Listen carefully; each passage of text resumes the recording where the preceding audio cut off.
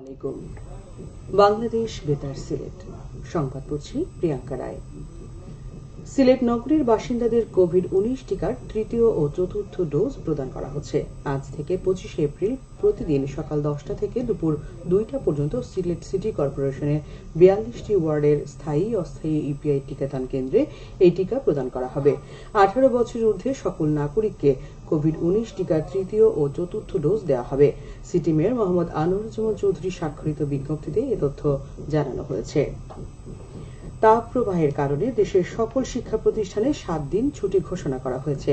এর আওতায় থাকবে সকল প্রাথমিক, মাধ্যমিক বিদ্যালয়, সরকারি বেসরকারি কলেজ, মাদ্রাসা এবং কারিগরি প্রতিষ্ঠান। গতকাল এক বিজ্ঞপ্তিতে এ নির্দেশ দিয়েছে প্রাথমিক ও গণশিক্ষা মন্ত্রণালয়।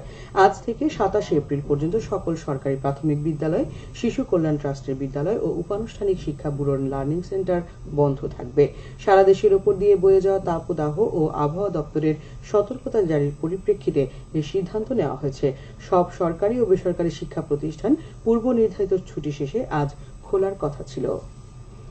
গণমাধ্যমে হলুদ সাংবাদিকতা প্রতিরোধ ও বস্তুনিষ্ঠ সাংবাদিকতা শীর্ষক কর্মশালা অনুষ্ঠিত হয়েছে গতকাল সুনামগঞ্জে। জেলা কালেক্টরেটে অনুষ্ঠিত কর্মশালায় প্রধান অতিথি ছিলেন প্রেস কাউন্সিলের চেয়ারম্যান বিচারপতি মোহাম্মদ নিজামুল হক নাসিম। তিনি বলেন, বস্তুনিষ্ঠ সাংবাদিকতার মাধ্যমে দেশের জন্য কাজ করতে হবে।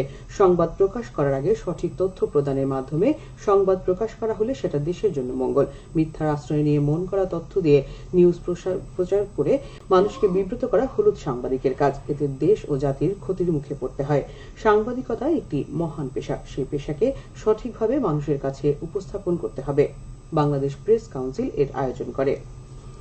সিলেটের দক্ষিণ সুরমা উপজেলার 4টি মিনি স্টেডিয়াম ও পার্কের নির্মাণ উদ্বোধন করা হয়েছে গতকাল। এর উদ্বোধন করেন সংসদ সদস্য হাবিবুর রহমান হাবিব। উল্লেখ করা যেতে পারে, দক্ষিণ সুরমা, ফেঞ্চুগঞ্জ ও বালাগঞ্জ উপজেলা এবং সিলেট সিটি কর্পোরেশনের 6টি ওয়ার্ড নিয়ে সিলেট 3 সংসদীয় এলাকার প্রতিটিতে একটি করে মিনি স্টেডিয়াম ও পার্ক নির্মিত হবে। 1.5 থেকে 3 একর জায়গা নিয়ে প্রতিটি স্টেডিয়াম নির্মিত হবে। প্রতিটি পার্ক হবে 20 শতক জায়গার মধ্যে। মৌলভীবাজারের কমলগঞ্জ উপজেলার গঙ্গানগর সরকারি প্রাথমিক বিদ্যালয়ের নতুন দ্বিতল একাডেমিক ভবনের নির্মাণ কাজ সম্পন্ন হয়েছে। ভবনটি নির্মাণ সম্পন্ন হয় শিক্ষার্থীদের পড়ালেখায় সুযোগ সুবিধা বৃদ্ধি পাবে। স্থানীয় সরকার প্রকৌশল অধিদপ্তর 84 লাখ টাকা ব্যয়ে ভবনটি নির্মাণ করে।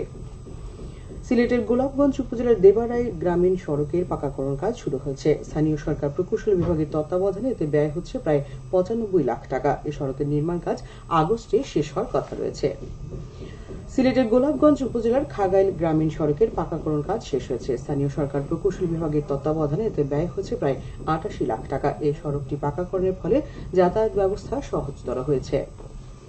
বর্জন করব তামাক সেবন, সুষম খাদ্যে গড়ব জীবন শীর্ষক সেমিনার অনুষ্ঠিত হয়েছে গতকাল মৌলভীবাজারের বড়লেখা উপজেলা অডিটোরিয়ামে। এতে প্রধান অতিথি ছিলেন সাবেক পরিবেশ, বন ও জলবায়ু পরিবর্তন মন্ত্রী শাহাবুদ্দিন এমপি। এতে বিভিন্ন শ্রেণী পেশার লোকজন উপস্থিত ছিলেন। তামাক নিয়ন্ত্রণ টাস্ক ফোর্স কমিটি ও আমরা ধূমপান নিবারণ করি যৌথভাবে এর আয়োজন করে। এবারে শুনুন কৃষি সংবাদ। আবহাওয়া অনুকূলে থাকায় চলতি মৌসুমে লেবুর বাম্পার ফলন হয়েছে মৌলভীবাজারে। জেলার লেবু বাগানগুলোতে উঁচু নিচু পাহাড়ি টিলায় রয়েছে সারিবদ্ধ বিভিন্ন জাতের লেবু গাছ। বিভিন্ন জেলা থেকে আসা পাইকার ও আড়তদারদের মধ্যে বেশ ভালো বেচাকেনা হচ্ছে। এসব আড়তে প্রতিদিন 50 থেকে 60 লাখ টাকার লেবু বিক্রি হচ্ছে। জেলা কৃষি সম্প্রসারণ অধিদপ্তর জানায়, এবছর জেলায় 1720 হেক্টর জমি থেকে 29,331 মেট্রিক টন লেবুর উৎপাদনের লক্ষ্যমাত্রা নির্ধারণ করা হয়। লক্ষ্যমাত্রার চেয়ে 4000 হেক্টর বেশি জমিতে লেবু চাষ করা হয়েছে। খেলার খবর, ফুটবল। সিলেটের জকিগঞ্জ উপজেলার টুকেরগাঁও মাঠে স্বাধীনতা কাপ ফুটবল টুর্নামেন্টে আজ দ্বিতীয় সেমিফাইনালে বন্ধন সমাজ কল্যাণ সংস্থা জালাল একাডেমি ক্লাবের মোকাবেলা করবে। গতকাল প্রথম সেমিফাইনালে কালাউড়া স্পোর্টিং জয়লাভ করে ফাইনালে উন্নীত হয়েছে। স্থানীয় মাঠে তারা 1-0 গোলে সোনাপুর ক্রীড়াচক্র পরাজিত করে। সবশেষে আবহাওয়া।